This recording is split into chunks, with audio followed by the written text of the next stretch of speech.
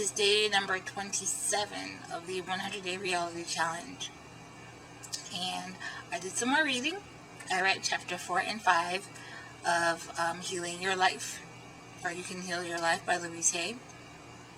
And I was going to read chapter 6, but it seemed kind of long.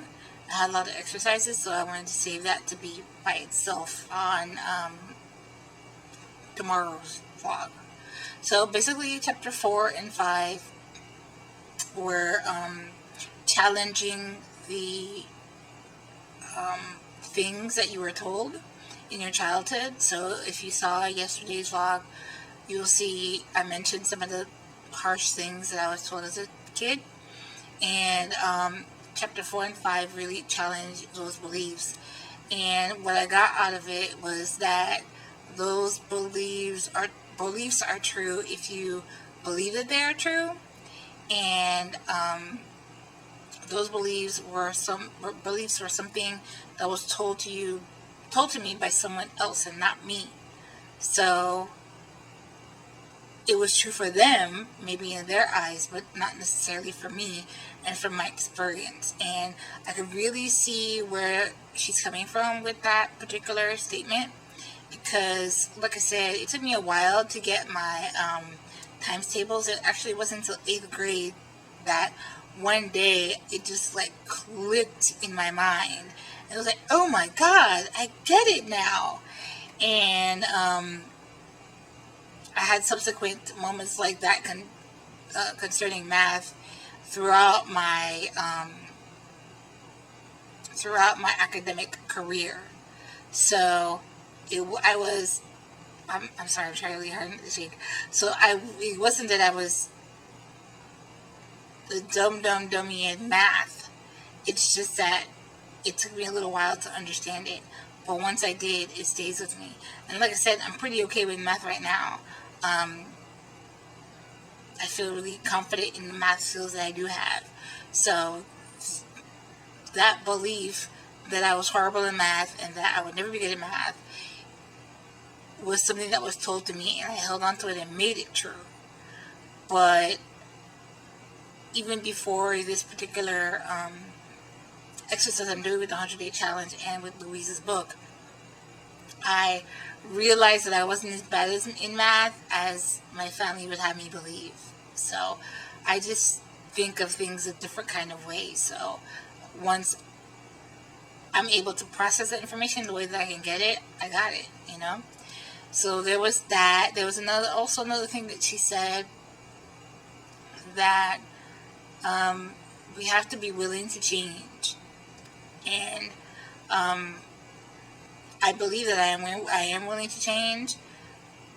I've reached a point with myself and with things in my life where the things that I have been doing are not working, and there are so much more that I want my life to be than what it is right now.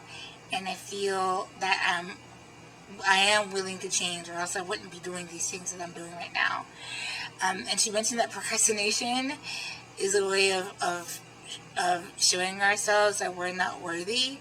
And I think in procrastinating and reading that book, I feel that I was exhibiting some of that I feel that I wasn't worthy of the time it would take to get through the book and to be better. But the fact that I actually picked up the book and I'm really getting into it now, I think shows that I feel somewhere inside that I am worthy, and I think I am worthy. So really now it's just about thinking about those thoughts that I had, that I was told when I was younger and I was told when I was growing up, and examining where they came from, who said them, did they serve me at one point, is there a point now where they don't serve me, and can I get rid of them? And she mentioned that there might be some resistance to letting go and to change. And I can totally understand, because I'm not a person for change necessarily. And when change comes, it's usually kind of difficult for me. But I realize the need for change.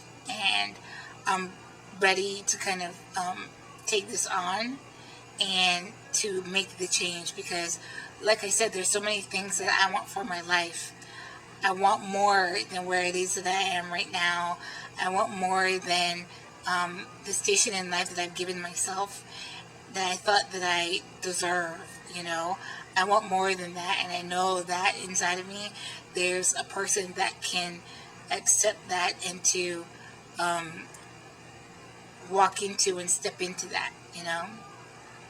So I'm gonna try. I'm gonna be really brave, and I'm gonna um, look at all those things that I've been told and that I continue to tell myself, and to make them stop. Because that's another thing that she mentioned. She's like, the only reason why they're going is that you're keeping them going. So I want those negative things that I was told, that my family told me, and that people have told me along the way, and that I've experienced, to stop. I want to put new things in their place, and to be um, willing and open to change and to the wonderful things that are in store for me. Um, I don't know. It felt really good to think of some of those terrible things, like the dumb comment my aunt said to me, and I'm really, really, really ready to let that go, and to never, ever, ever repeat it again. So I'm ready for that. I'm ready the for the whole um, not feeling that I am worthy to handle money. I'm ready for that to go, because I am. I've handled money before. I've I've handled large amounts of money, although they weren't mine. I've handled large amounts of money before. I've done really well with it. I want those self-sabotaging thoughts about money to stop, because I'm really good with money. I can budget a budget within an inch of his life. I can find the greatest deals, out there for other people. And I'm starting to do some of that for myself. And I want to replace that thought that I'm not good with money with thoughts that I am an ace with money. I can handle money. I know what to do with money. Money is attracted to me. Money, is overflowing in my accounts and in my purse. And I want to start infusing myself. Actually, I have been doing that exercise of speaking wealth and abundance and prosperity over myself. And for a long time, I would never do those types of affirmations over myself, because I didn't feel like I was worth it. But someone commented on one of my videos on YouTube, and she said, why don't you start speaking abundance and overflow in your over your bank book and over your purse. And I'm like, that's such a great idea. Why didn't I think of that? So since the other day, I've been speaking abundance and prosperity over my finances. And I feel that this book by Louise is going to be able to help me to be more confident in myself, so that way I can be more confident in handling my finances overall. Because I'm thinking big, and I'm dreaming big, and I want more, I want bigger, and I want to make sure that I'm able to handle it, and not think of those small thoughts that are keeping me from where it is I know that I need to be, which is not here, which is not in this station of life that I have put myself. So that was day 27, and a lot of thinking I have to do tonight and into tomorrow and into the future. So these two chapters were just like a preparation to get yourself ready for the next one, which is how to change. So I'm really kind of excited about that, actually. And there was an idea that kind of surfaced, putting two of the things that I like to do together and maybe making some money off of it. So it's still in the beginning stages. I don't want to say too much about it. I really want to we do a little bit more research and really prepare myself and walk into it.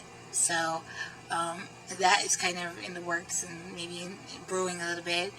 And I totally was like eating so much today.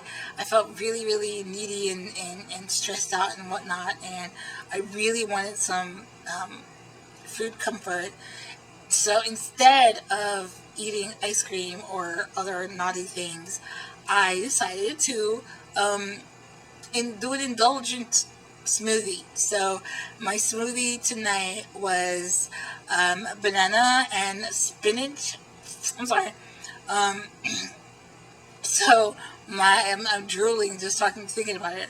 It was a banana and spinach and chocolate sauce. So that was really different, and soy milk, and that was really different. And I didn't think I was going to taste the spinach, which I didn't. It was so luxurious and awesome. It was just what my body or my food emotional side needed.